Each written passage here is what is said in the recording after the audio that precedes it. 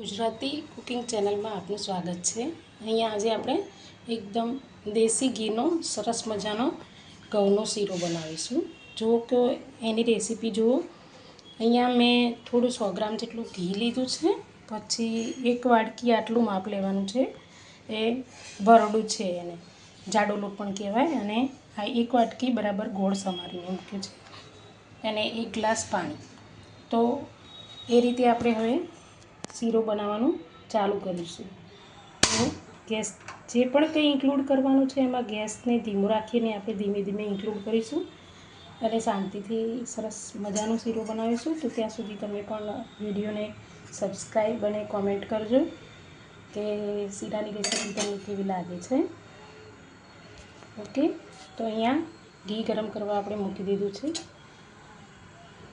ઘી ગરમ થઈ જાય આ રીતે આપણે એને હલકા હાથે હલાવીશું।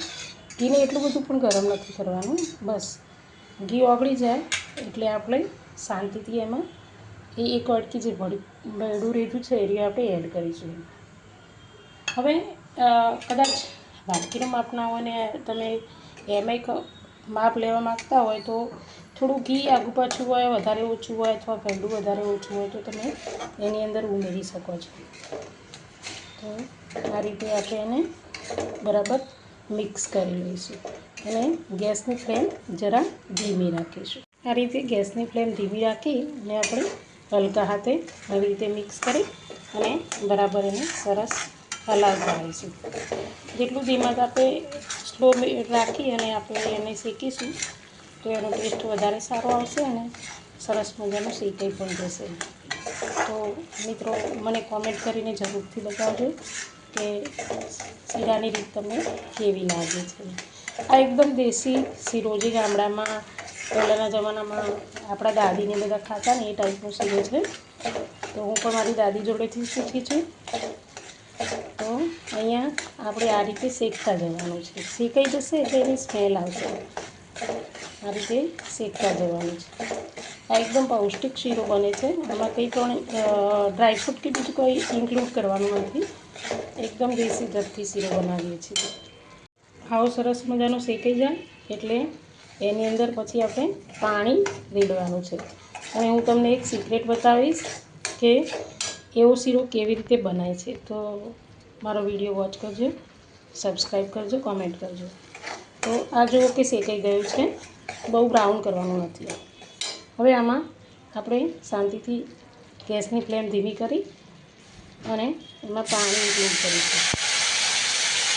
1 ગ્લાસ પાણી મેં પહેલેથી ગરમ કરીને રાખેલું છે, તો 1 ગ્લાસને અહીંયા પાણી રેડી। હવે બરાબર શીરામાં ખબર રાખવાની છે કે શીરો કેવો બનાવવાનો છે।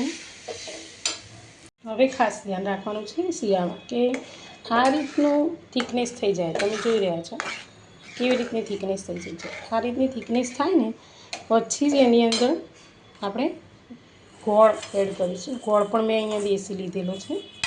ગોળ એડ કરી અને પછી હલકા હાથે એને મિક્સ કરીશું, બસ આ રીતે। તો કેવો મજાનો સરસ શીરો બની ગયો છે। અંદર ગોળ નાખ્યા પછી તમે જોઈ શકો છો કેવી એની થિકનેસ રાખવાની છે। હવે આપણે એને એકદમ ધીમો ગેસ રાખી અને એને આપણે થોડીવાર માટે 2-3 મિનિટ માટે એને ઢાંકી દઈશું। 2-3 મિનિટ થઈ ગઈ છે, તો આપણે એને ઢાંકણ ખોલી અને જોઈ લઈશું। જુઓ કેટલો મજાનો સરસ શીરો બની ગયો છે।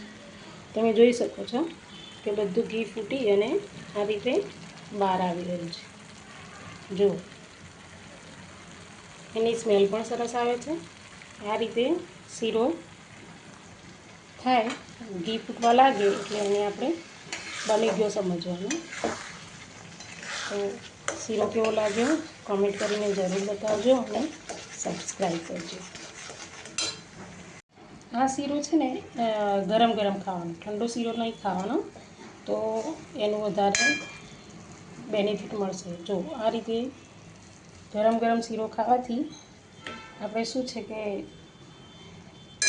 શિયાળાની અંદર આવો ગરમ શીરો ખાઓ વધારે સારું છે।